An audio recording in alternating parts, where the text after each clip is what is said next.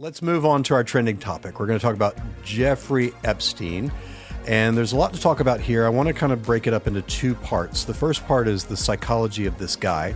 And the second is the psychology of the stuff around this guy, like the system, power and money, conspiracy theories, and that kind of thing. But let's try and get a handle on how we understand this guy. Again, we don't know him.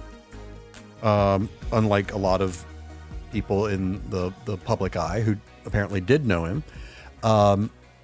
What's your take on this guy psychologically? Like, if you could kind of sketch it out, what was this guy all about? Obviously, I'm not talking about the obvious about being a pedophile and being predatory.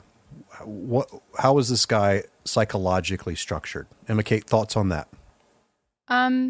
Based on what I've gathered from reading about him, he seemed like he was very hedonistic or just pleasure oriented, whether it was, through the things that are horrible acts with younger individuals, or whether it was just through using his affluence and money and power to do whatever he wanted. So he just seemed like somebody who was very driven by satisfying cravings and urges.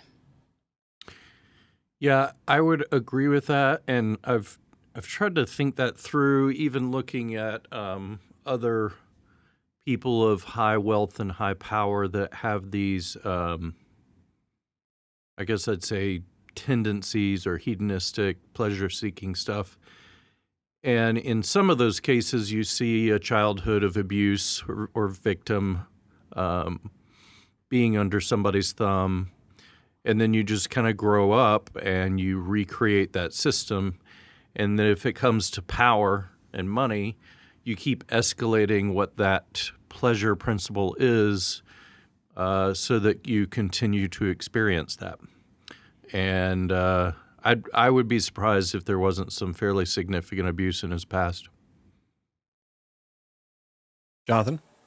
Yeah, who's to say? I think none of us know Jeffrey Epstein, but if I brought it down to a more personal level, I work with a lot of folks that come from affluence and privilege, and from a very early age, they are given this message and reinforced time and time again that they are special, that they are cherished, and it really has very little to do with their character, their moral development. They have a very external locus of control. They're very fixed in their mindset, and they have the means to really kind of to live a life of privilege and affluence. But what I also see a lot of folks that come from that happens to become desensitized to it, like the dopamine rush and the enjoyment and fulfillment from something loses its luster when you can have everything. And oftentimes people can really shift into some deviant and very risky, obviously illegal here, and really exploitative kind of avenues, really just to feel a rush and sensation in life that really comes from having everything. You're describing a variation of narcissism. Yeah. Yeah. And even listening to some of the stories, he's got this quote-unquote sex slave Jep. He's got, and they just found 25 phone calls from Bill Clinton. You see photos that he was with Trump and all these other people. The movie I thought of was that Tom Cruise film, Eyes Wide Shut. There's this whole world of money and power and depravity out there that is just closed off, we don't know anything about until something like this comes to light. So help me with this piece of it. This is a guy, all the things you're saying make sense, but even when he was caught the first time and found guilty, and we'll talk about the fact that his sentence and the terms of his penalty were much more lenient than most. But even during that time, and even when he was in jailed this more recent time, he's still acting out. Not just doing his thing around like I'm buying privileges and getting things, but still even acting out around getting underwear, manipulating other people's relationships, getting special, like acting out sexually with women and young girls, all that. So how do you make sense of that? Is it what Jonathan was saying, is that, even when he's being looked at and the stakes are high and the penalty is weighing over his head, is that just because he's a narcissist and felt like the rules don't apply to me, I can get away with this? Or there's something else going on there? Well, to me, I just keep thinking about the ego and how when you are somebody that's so focused on you and what I want and what I need, or me, when something comes along that challenges that, it actually forces you to accept, oh, I do have some fears. Oh, I do worry about losing things. Oh, there's things that, I'm not invincible. And so I can't help but wonder if that's a factor. Well, I this past weekend I finished watching season 2 of Mindhunter on Netflix, where they Don't give anything away, They're please. studying the profile of serial killers, and what we have is a serial offender in Yes. Jeffrey Epstein, a man that has everything to lose. And I think some of it has to be, it's a pretty consistent profile of they think they're smarter. They think they're smarter and that they're going to get away from it, and everything around him suggests he's not wildly out there to think that. He's a multimillionaire. He's been very successful. He has powerful friends. He may have powerful friends that know things, that he even has some leverage with them. But I do think that in line with the studies and research they've done with serial offenders and serial killers, is that there is a significant sexual release that becomes so compulsive that nothing else in his brain would satisfy. My guess, my theory would be he would engage in abhorrent behavior, and then he would possibly abstain for as long as he could. And one of the challenges that we know is if somebody is not actively working on recovery and developing other coping strategies and tools, their brain maybe can only tolerate that distress and absence for so long before they give in. Nothing suggests that he had any desire to change his abhorrent behaviors or thoughts, Right. And so he's not actively all. trying to change that. So he's just holding out. He's white knuckling it as long as he can until opportunity presents itself. Well, and so I look at that as I don't know how much he was white knuckling or not. It doesn't sound like he sounds like he was all over the place all the time.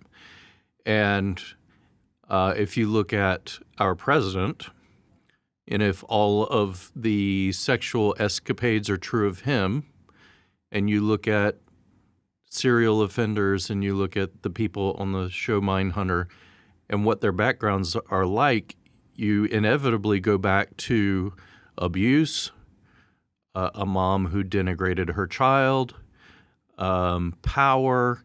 Yes, you're the chosen one, and yes, I will not accept you unless you are this way.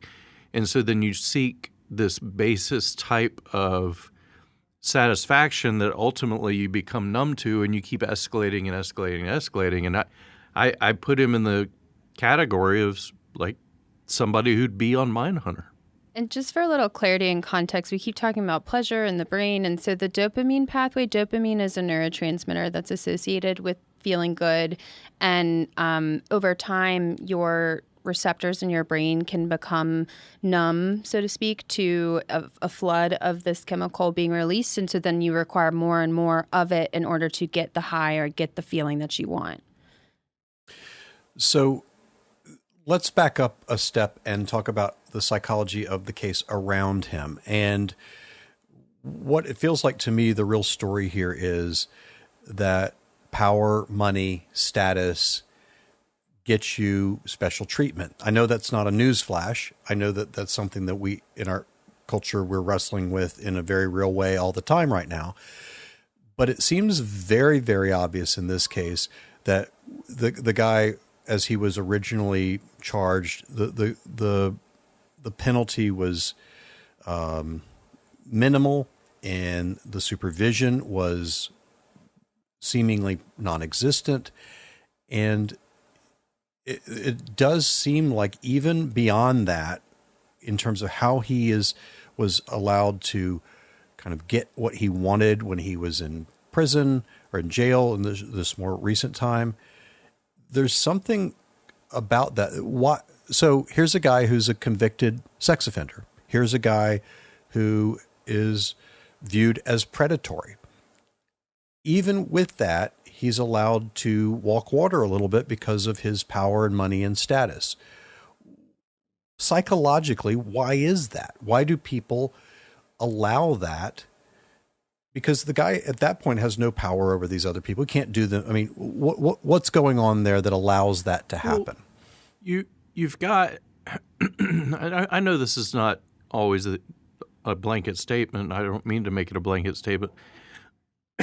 But you got to think, who are some of these people that go into politics? Well, but he's not a politician, though. I know. You've got some of these people who go into politics. They're narcissists. Money runs our country. It's an oligarchy. And so therefore, you're going to align yourself with people that can keep you in power. So this Florida DA is going to align himself with somebody that's going to help him stay in power, who's also friends with Donald Trump, who also knows if I stay in this circle and Trump goes on to do whatever, then I'm going to be having it's power. It's power and control. And if I can do a little favor here, then something good's going to happen to me. It's narcissism. I also think it's more than just narcissism. I think it's about what you value, what matters to you, and where you put your time, energy, and efforts. Yes. And so if you are somebody that values money and materialistic things, then it makes perfect sense that you're going to pursue avenues or relationships where you feel like you can gain something from it. And so I can't help but wonder, and I think this is just a societal thing, especially in America, where we really do value material things as a whole. And I think we're starting to see a trickle-down effect where, for the 90s and the dot-coms, it was, having a Mercedes or a Beamer. And now it's, let me get my, earth-friendly hybrid car. And so we're seeing a pressure that trickles down to the individual level. And so I guess to summarize, it's what do we value? That's a factor. Well, and I think, we have moved into a period where our culture is trying to right a lot of societal ills that have gone kind of under the radar, or we've just simply chalked up as the status quo for as long as we can remember. But I think America really has to take a very hard look at how we address sex crimes and sexual assault and rape, and not just in terms of the laws, but the prosecution of it.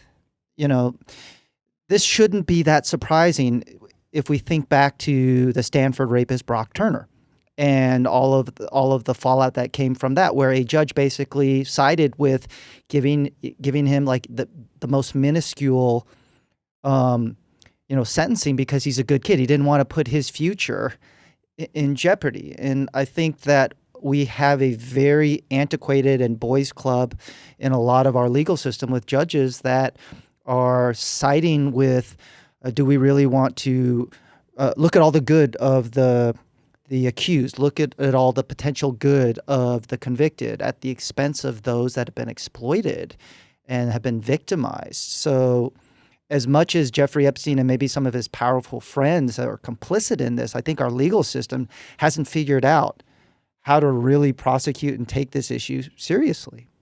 Well, to compare those two, though, I've been in court enough times with clients, especially early in my career when I worked with a lot of court-involved kids. That you in 1918? What's that? 1918? Yeah, back in the earlier in your back career. At the turn of the century. Yeah, the that judges do want to, with someone who's younger, who doesn't have a track record of crime, who has the trajectory in their life that they could potentially do well. They it's not necessarily that they want to be lenient with them, but they do tend to kind of say, let's err on the side of giving them an opportunity to have a second chance. Now, right or wrong in the Brock Turner case, that's debatable. But in this case, all the evidence pointed to this is a guy who's a serial offender, who's using his wealth and his power and his position to offend against young girls, women, and he's not remorseful. In fact, he's giving interviews that sort of validate his point of view. And so I guess what's so puzzling about this is, and I think it might go back to what Frank is saying, is even with all that, is it still that money and that kind of influence trumps that, or, overrides that? Is it, you would think just from a common sense standpoint, if you're a judge, a DA, someone involved in the case, you're going to be like, in the light of history, I'm just going to do the right thing here. I'm not going to try to game this thing and figure that I'm, doing someone a favor who's going to help me later. It's just like, I'm going to do the right thing here. And that doesn't, in cases like this, it still doesn't happen. To me, it seems like there's an issue with like the short-term benefit and the long-term cost and seeing that. So it's almost like the context of a case matters so much. Obviously, I'm a huge believer that especially teens in the court system, they need to have an opportunity to learn, but you can still provide a firm boundary when it's required without, completely stunting their growth. So, there's just this piece to me, at least, where yes, I think the money speaks, but it's about what the value is and what matters and what's kind of guiding your decision making and what's guiding your choices. And so that just feels like a moral thing. Yeah, there's definitely a lot of moral development, character development here. I think a lot of times about the work that I do with young people, and we tend to have this saying like, the shortcuts are always the unhealthier of the two options. It's like healthy and responsible living is tough. And in some ways, Dave, what you're talking about is doing the decent, sensible, right thing. And I think that unfortunately, our society sort of incentivizes shortcuts. It incentivizes the immediate gratification, like doing the hard and doing the right thing a lot of times comes with consequences and fallout, which doesn't really incentivize doing the right thing. What does it say about our country and legal system that for a judge to quote unquote do the sensible or right thing, they may be putting their job in jeopardy. They may really be creating alliances against them. That's a really tough situation to be in. Absolutely. Let me ask you one more question about this. We talked about conspiracy theories at the top of the episode, and I want to ask you, why is there such a quick jump to that? I remember, by the way, seeing one of the talking heads on cable news, and this was the afternoon that this story broke that he'd committed suicide, and they were already talking about this from a lens of conspiracy theory. Why is that in cases like this almost always are at least for a segment of people, we're going to go to that as the assumption? Trust. People don't trust news anymore. I think there's trust. I think there's also, as soon as that stuff came out, I saw some stuff on my news feed of, do you know how many bodies are, the Clintons have left in their wake? And it's just all that old stuff pops right back up. But I will tell you the truth, though. The thing that really pushed me over the edge is where they found the puncture wounds on his neck that matched with a dog. And I'm like, a dog man? I bet a dog man got in there. There it is. And that's why there were broken bones. Right. And that dog man, it's probably hard for him to talk, and he got out of there because he just ran off. Yeah. Right. That's what I think. Good thinking there, Frank. Want to know? Thanks, ma'am. All right. Well, we want to know what you think about the Jeffrey Epstein story. You can let us know by tweeting us at shrink_tank or write us at feedback@shrinktank.com. Our final segment is something that we call Doctor's Orders. These are things that we're personally enjoying in pop culture that we want to recommend to you. I'll start with Emma Kate. So one of my favorite books of all time is a book called The Power of Habit, which I think I've recommended before on here. But the author, Charles Duhigg, actually has a new podcast out, and it's called How To with Charles Duhigg. So he goes through and talks about a variety of different subjects, one of which is pain, how to be funny, and it's very fascinating, and I enjoy his work. Check it out. And Frank. I have two. Number one is the Amazon Prime series called The Boys, which is about superheroes gone wrong. It is absolutely fascinating and gory, and it's a great story. And I would also recommend a YouTube podcast called Dogman Encounters. And it's Dogman Encounters Radio. People call in from all around the world where they have seen dogmen. And it has 52,000 subscribers, so they can't all be wrong. Yes, they can. Yes, they can. Yes, Jonathan. Imitate just dissociate. I'm just like, please write in about the Dogman. Please let us know your thoughts on the Dogman. I want to recommend season 2 of Mindhunter on Netflix. I binge watched it over 2 days. I think it continues to hold up and expand on the world building and the psychology that season 1 provided. To me, I was really engrossed and fascinated because there's a large chunk of season 2. This isn't a spoiler. It's in the trailers, focused on the Atlanta child murders of the late 70s, early 80s. And I think that adding sort of the procedural components with an ongoing case at the time, to me, is really fascinating. I highly recommend it. Mindhunter season 2 on Netflix. I would as well. My recommendation is a surprise to me because there are a couple shows that I had been told you need to watch this or the reviews are good, and that to me they were good but nothing that was really captivating. Like season 2 of Succession, I got bored with season 1. I heard season 2 was better. I watched the first couple episodes. I was like, meh. It's a good show, just not that captivating. Season 2 of The Terror with George Takei, good premise. I enjoy it in some ways. It's just not a knock it out of the park for me. And then also The Boys. I think the premise of The Boys is outstanding. I think it's got a lot of potential. It was a little uneven for me, so I liked parts of it, and then parts of it I was like it needs to be better with some of the writing. But I think season 2 could be really good. But that is all to say, I wasn't expecting to like this show, but I gave it a chance, and it's called The Righteous Gemstones. It's on HBO. Danny McBride. You didn't think you were going to like that? I did not, no. And John Goodman, and I think I'm going to love this show. I really do. And I will say this, give the first episode a chance, and if you like it, you'll probably get attached to it. In the first episode, the very last scene, which is set in a parking lot, is one of the most crazy scenes I've seen on television ever. I don't know how they did it. I don't know. It's just a absolute crazy scene. Love it. So Righteous Gemstones. And that's going to do it for this edition of the Shrink Tank Podcast. If you want to support our show, give us a rating on Apple Podcasts and also subscribe. If you like this episode, you can find more content exploring the intersection of pop culture and psychology by visiting shrinktank.com. You can also watch the video version of our podcast on our YouTube channel.